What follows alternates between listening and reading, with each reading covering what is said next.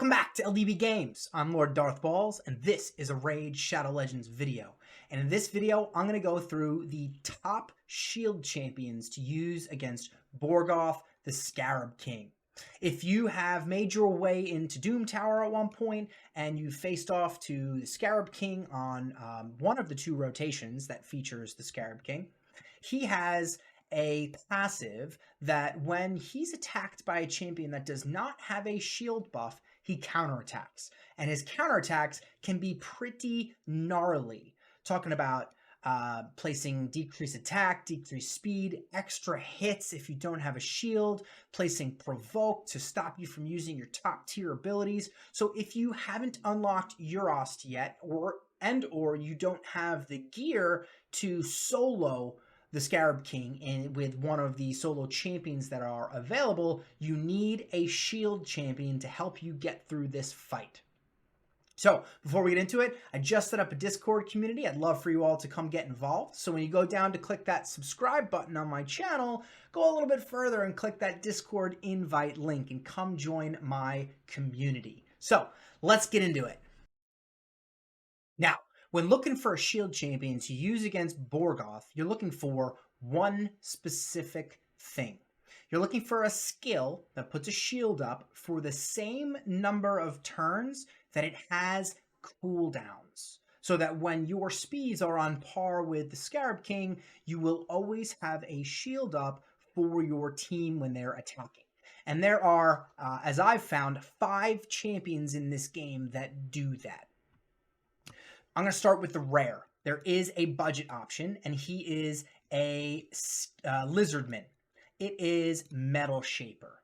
Now, Metal Shaper's A2, when it's booked, puts a shield out for 2 turns and is on a 2-turn cooldown. So as long as he is the first champion in your turn order and he's on par with the boss, there will always be a shield up when they attack the SCARAB King. Now, it's not a big shield. This is really just to help you get through the fight, because his shield is based on his champion level, which really isn't going to be a very big shield. But he's a pretty inexpensive version, and I used him until I pulled an epic that I now use. So there are 2 epics. One of them is a Night Revenant. That is Miscreated Monster. You can see it's the only epic Night Revenant that I don't have, and it's Miscreated Monster. And Miscreated Monster is an incredibly useful champion in a number of areas in the game. However, his A2 places a shield debuff for 3 turns on a 3-turn cooldown. And the size of this shield is based on the damage he does. So if you jack up his HP, you can get some nice fat shields out from Miscreated Monster to prevent those counterattacks. The other epic is actually the epic that I use. I'm going to pin to a video where I walk through my my SCARAB King team, and he's Sacred Order. He was actually featured in a fusion, I think it was a couple years ago, and it's Lodric Falconheart. His A3 puts a shield out for 2 turns, and it is on a 2-turn cooldown. Now, the cool thing about his shield is the size of it is based on his max HP, which means you have full control of how big these shields are based on how much you add to his base HP. His base HP is pretty reasonable for an epic, and this here gives the ability of getting some really high numbers, putting out some really nice fat shields. When we get into the legendaries, okay, we've got one, and she's known to have some of the fattest shields in the game, and that's Valkyrie. She comes with a counterattack as well, which can be super useful in this fight if you are lucky enough to have her. Her shield goes out for 3 turns, and when booked, it's on a 3-turn cooldown. Now, similar to Lodric, her shield is based on her own stats. Instead of HP, it's actually defense. So, she, as a defense-based champion, if you jack her defense up, it can put out some of the biggest shields in the game. And the other is, I think it's a High Elf, right? Yeah, it's a High Elf, and it was featured in a fusion, I think about 6 months ago. And overall, it was kind of a A disappointing fusion because the champion isn't that crazy. However, the champion does feature a shield mechanic that goes out for 3 turns, and when booked, it is on a 3-turn cooldown. So those are the 5 champions that you ideally want to build your team around to take on the Scarab King. And like I said before, you want to make sure that your champions are, your shield champion is the first one to go.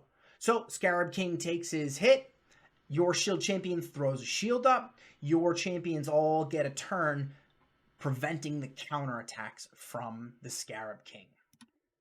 Now you'll notice there's only 5 champions. If I missed one, let me know down in the comments. I did my best to try to compile them all. Now, unfortunately, Metal Shaper's, the rare, is not farmable. So none of these 5 champions can be gotten in a quote-unquote free-to-play method. You have to pull them. You have to get lucky enough to get them from shards. And with over, I think, 500 champions in the game, pulling one of 5 champions is not great odds, right? So there are 2 different options you can use other than having a shield champion that matches the mechanics that I just went over. On one hand, if your clan takes part in clan vs. clan and you are able to rack up some solid points, you can potentially win Blood Shield accessories. And Blood Shield accessories throw a shield up with 5% of the damage dealt after attacking, which means it doesn't matter what's going on. Anytime you attack the Scarab King, you're going to put a shield on yourself, preventing that counterattack from happening. Now, clan vs. clan tends to be a little bit of a whale fest, depending on what kind of clan you're in and what tier you're on. So there is one other method that you can use, and it's what I used before I pulled Metal Shaper or Lodric Falconheart. And that is combining your shield champion with a buff extender.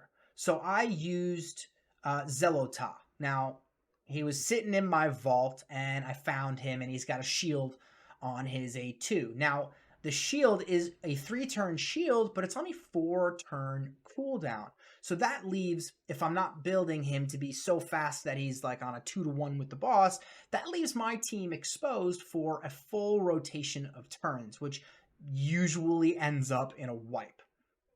So I paired him with a champion that extends the buffs of my team, and a really good champion for that is Sandlash Survivor. Sandlash Survivor has an A2 that works on a 3-turn cooldown, and what it does is it increases the duration of all ally buffs by 1 turn. So you have Zelota throw the shield up for 3 turns. You use Sandlash Survivor's A2, and it extends all of those shields to bridge the gap between Zelota's cooldown and the count on the shield buff on your champions. Now, there's a slew of champions in this game. I think there's between shield champions. There's somewhere between 40 and 50 champions that have shield mechanics on them in this game that put it on an AoE basis because you need it to go on your entire team. And there are I would say 20, right? 1, 2, 3, 4, 5 times 3, 15. There's about 17 champions in the game that extend the duration of your buffs. So there's definitely a better chance of you having a shield champion that has a mechanic where the shield goes up for 1 turn less than the cooldown, and pairing them with a champion like, right, 1 turn less than the cooldown, and pairing them with a champion like Sandlash Survivor with the ability to increase the extension, increase the count of those buffs on your champion. So that's what I got, guys. A nice and quick video going through the top shield champions to use against Borgoth, the Scarab King. I hope this helps. Let me know down in the comments what you think. If you've made it this far, thanks for watching. I appreciate the view. Don't forget to like and subscribe on the way out, and come get involved in my Discord community. I'm Lord Darth Balls. I'll catch you all in the next video. Enjoy your raid.